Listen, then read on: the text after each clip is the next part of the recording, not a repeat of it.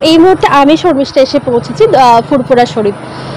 ফুরফুরাতে ফুরফুরা মানে সবারই পরিচিত একটা জায়গা এবং মাদ্রাসা শিক্ষক এবং শিক্ষাকর্মী সমিতির উদ্যোগে আজকে পশ্চিমবঙ্গ সরকারের অনুমোদিত হুগলি জেলার শাখার কৃত ছাত্রছাত্রীদের সংবর্ধনা অনুষ্ঠান চলছে।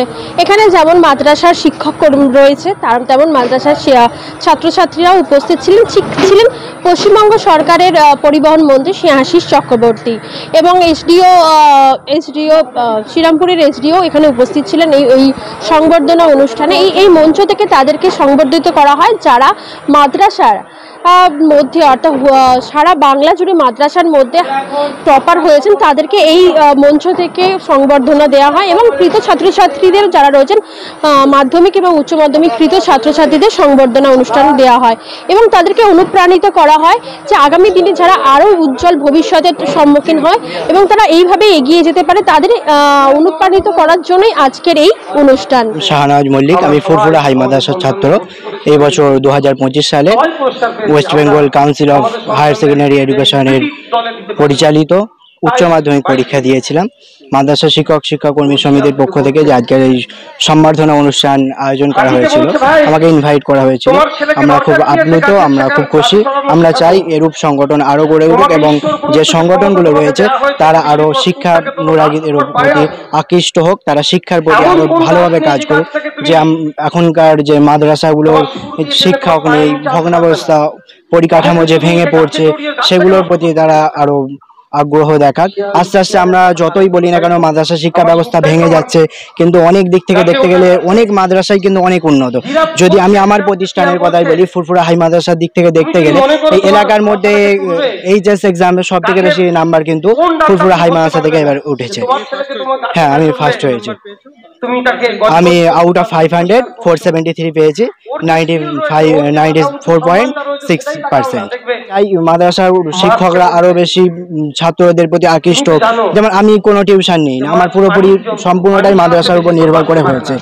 কিন্তু আমরা যদি আশপাশের হাই স্কুলগুলো দেখতে যাই, তথাকথিত যে খুব ভালো হাই স্কুল, কিন্তু অধিকাংশ ক্ষেত্রেই যারা দেখা যায় 85% 80%-এর উপর নাম্বার পাচ্ছে, তাদের দেখা যাচ্ছে প্রত্যেকটা সাবজেক্টের আলাদা করে টিউশন বা এতে তারা নিতে পারে, সেটা তাদের স্বতন্ত্র ইচ্ছা। কিন্তু তাদের সঙ্গে খবর নিলে দেখা যায় যে কেন এত খরচা করে তোমরা টিউশন নিচ্ছ, কিন্তু তাদের দেখা যাচ্ছে যেটা যে স্কুলের পরিকাঠামো উপর থেকে খুব সুন্দর, কিন্তু ভিতর দিক থেকে দেখা গেলে তারা কিন্তু সেরূপ শিক্ষার দিক থেকে সেরূপ সাহায্য পাচ্ছে না। তাই তাদের সম্পূর্ণ কিন্তু টিউশন নির্ভরই চলতে হচ্ছে।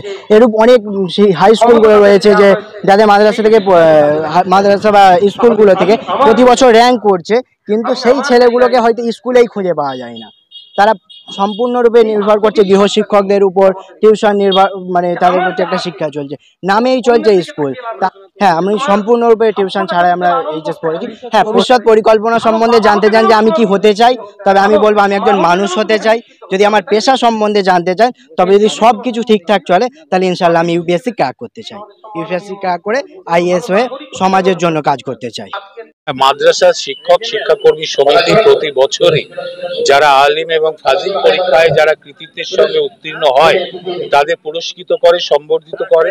এখানে সাজ্জাদ হোসেন সাহেব আছে, মূলত তারই উদ্যোগে একটা এত সুন্দর অনুষ্ঠান এখানে অনুষ্ঠিত হয়। আমি আগেও এসেছি, এবারও এলাম। এখানে প্রচুর শিক্ষকরাও এসেছেন এবং অভিভাবকরা এসেছেন। যে ছাত্রছাত্রীরা পুরস্কৃত হলেন তারা যেমন রয়েছেন, প্রচুর মানুষ এখানে উপস্থিত হয়েছে তাদের উৎসাহ দেওয়ার জন্য। আমাদের শুধু একটাই কথা, যারা পড়াশোনা করছে তারা আরো ভালো করে পড়াশোনা করুক, কারণ আমাদের দেশে এদের মধ্যে থেকে আমরা ডাক্তার, ইঞ্জিনিয়ার, আইপিএস, আইএএস পাবো, যারা আমাদের এই দেশটাকে এগিয়ে নিয়ে যাবে। ফলে পড়াশোনার ক্ষেত্রে আমাদের চেষ্টা, যেমন শিক্ষক সমিতি, মাদ্রাসা শিক্ষা সমিতি এরা যেমন আছে, তাদের যে কোনো অসুবিধাতে সাধারণত ছাত্রছাত্রীদের পক্ষে এনারা থাকেন, তেমনি আমার পক্ষ থেকেও এনাদের সাথে আমার যোগাযোগ থাকে। আমরা নিশ্চয়ই ছাত্রছাত্রীদের পড়াশোনার ক্ষেত্রে যে সহযোগিতা লাগে আমরা সেটা করবো। বিজেপি রয়েছে পশ্চিম